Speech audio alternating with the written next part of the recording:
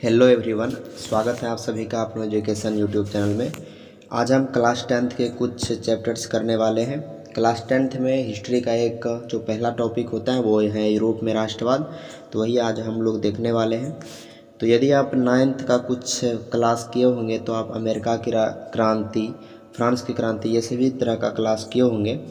तो यूरोप में राष्ट्रवाद कैसे आया वो थोड़ा उसी से रिलेट होता है, तो आगे हम देखेंगे। तो चलिए वीडियो को स्टार्ट करते हैं।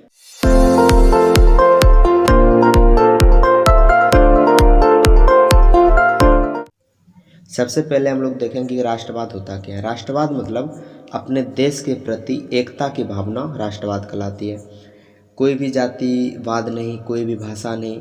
हम यदि अपने पूरे देश को एक तरह माने, एक राष्ट्र क्या होता है, एक होता है। जैसे कि हिंदुस्तान अपने आप को सारे हिंदुस्तान के लोग अपने आप को हिंदुस्तानी समझता है, तो ये क्या हो गया, राष्ट्र हो गया। तो भारत की बात फ्रांस की बात करें तो फ्रांस में राष्ट्रवाद कैसे आया वो हम आगे देखेंगे। सबसे पहला क्वेश्चन है हम लोग का, राष्ट्रवाद क्या है। ये क्वेश्चन पूछा भी जा चुका है पहले और पूछा भी जाएगा, इसलिए आप इसका नोट्स भी बना सकते हैं। राष्ट्रवाद यह विश्वास है कि लोगों का एक समूह इतिहास, परंपरा, भाषा, जातीयता या जातिवाद और संस्कृति के आधार पर स्वयं को एकीकृत करता है।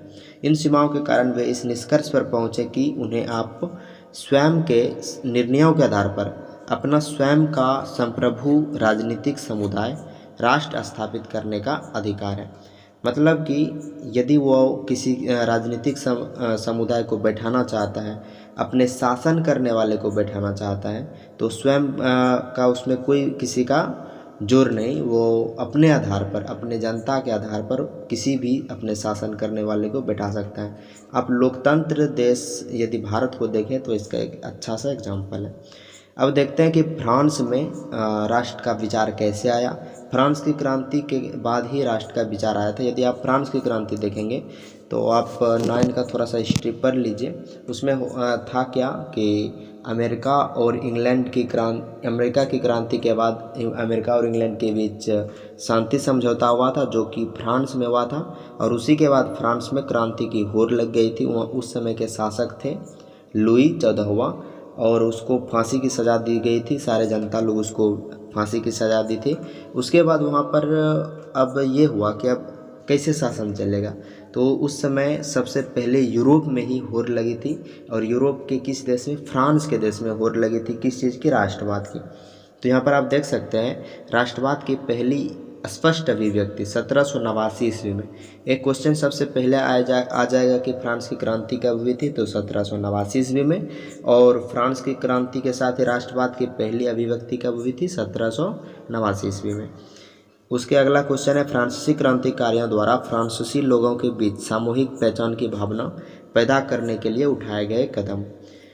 यूरोप में राष्ट्रवाद का निर्माण। अब देखते हैं यूरोप में राष्ट्रवाद का निर्माण क्यों होना जरूरी था। सामूहिक पहचान या समान संस्कृति नहीं होने के कारण कोई भी राष्ट्र राज्य यूरोप में नहीं थे। मतलब कि एक समान संस्कृति नहीं थी, अलग अलग जगह का अलग अलग संस्कृति थी। लोग अलग अलग भाषाएं बोलते थे, जैसे कि हंगरी की आधी आबादी magyar भाषा, और जबकि आधी आबादी कौन सी भाषा बोलते थे, गालिसिया के कुलीन वर्ग पोलिश भाषा बोलते थे। मतलब अलग अलग तरह के भाषा बोलते थे। इसको एक करने के लिए यहाँ पर क्या चीज़ लाना पड़ा, राष्ट्रवाद लाना पड़ा। यहाँ के जो लोग थे 3 वर्गों में विभाजित थे। पहला होता था किसान, दूसरा होता था मध्यम वर्गीय लोग, और तीसरा होता था कुलीन वर्गीय। तो सबसे पहले हम लोग एक बात को समझ लेंगे कि जो किसान लोग होते हैं वो हमेशा अधिकतम जनसंख्या में होते हैं। किसान बोले तो गरीब, आजकल किसान की कल्पना एक गरीबों में की जाती है।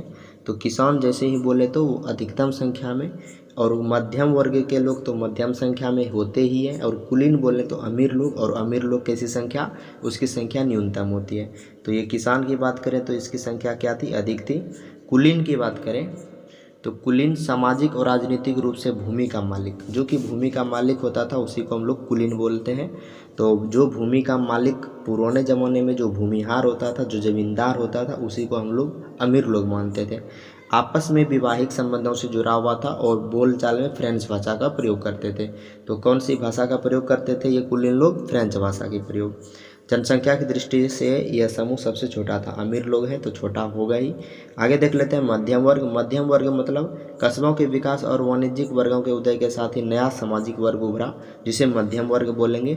मध्यम वर्ग उतना ज़्यादा शिक्षित नहीं था, लेकिन शिक्षित और उदारवादी मध्यम वर्गों के बीच ही राष्ट्रीयता के विचारों को लोकप्रियता मिली। मतलब ज़्यादा से ज़्यादा यदि राष्ट्रीयता के विचारों को लोकप्रियता मिली तो वो कहाँ मिली थी? मध्यम वर्ग के लोगों में। मध्यम लोग होते क्या है, थोड़ा सा यदि शिक्षित हो जाते हैं तो वो कुछ अलग करने की सोचने लगते हैं। तो यही चीज़ हुई थी, राष्ट्रीयता की मांग कहाँ पर उठी? मध्यम वर्ग के लोगों में।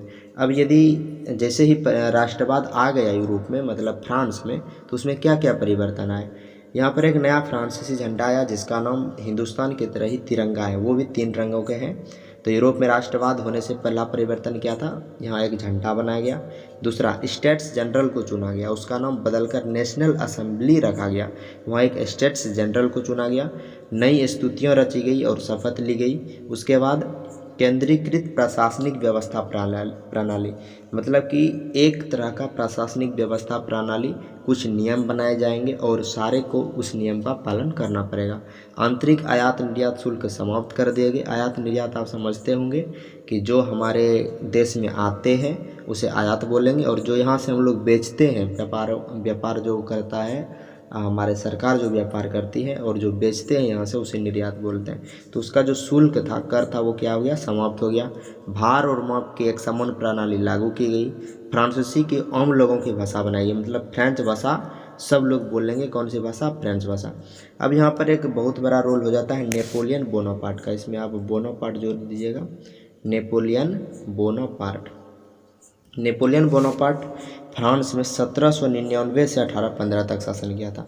नेपोलियन बोनापार्ट के बारे में बहुत बार क्वेश्चन पूछा जा चुका है, इसलिए आप इसको ध्यान रखिएगा।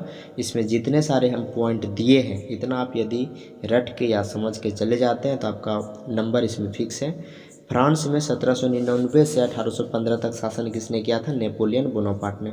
और 1799 में प्रथम राजदूत बनकर पूर्ण अधिकार प्राप्त कर लिया। फ्रांस में पूर्ण अधिकार प्राप्त कर लिया था नेपोलियन बोनापार्ट ने। कब कर लिया था? 1799 ईस्वी में। इसके बाद देखते हैं 1804 की नागरिक संहिता अथवा नेपोलियन की संहिता। नेपोलियन की संहिता कब आई थी? 1804 ईस्वी में। इस संहिता में इसने बहुत सारे चेंजेज लाए थे, देखेंगे भी। कानून के समक्ष बराबरी और संपत्ति के अधिकार को सुरक्षित बनाया था। उसके बाद प्रशासनिक विभाजन को सरल बनाया, और उसके बाद क्या है? सामंती व्यवस्था को समाप्त किया। सामंती व्यवस्था क्या होते हैं? एक राजा होते हैं और एक किसान होते हैं, इसके बीच जो आदमी कनेक्ट करेंगे इसको, वो होते हैं सामंत। किसान किससे मिल सकते हैं? सामंत से मिल सकते हैं, और सामंत किससे मिलेंगे? राजा से। तो इस व्यवस्था को समाप्त कर दिया, क्योंकि सामंती लोग क्या करते थे? ज़्यादा से ज़्यादा टैक्स वसूल लेते थे। तो इस व्यवस्था को समाप्त कर दिया नेपोलियन बोनापार्ट ने। किसानों को भू दासत्व और जागीरदारी शुल्कों से मुक्ति दिलाई। यातायात और संचार प्रणालियों में सुधार किया गया। उसके बाद उदारवादी राष्ट्रवाद किसे बोलेंगे? उदारवाद शब्द लैटिन भाषा के मूल शब्द लीबर से मानी गई थी। इस शब्द का अर्थ होता है आज़ाद। इसके बाद आगे हैं जोल्बोरिन और वियना कांग्रेस, जो कि नेक्स्ट क्लास में देखेंगे।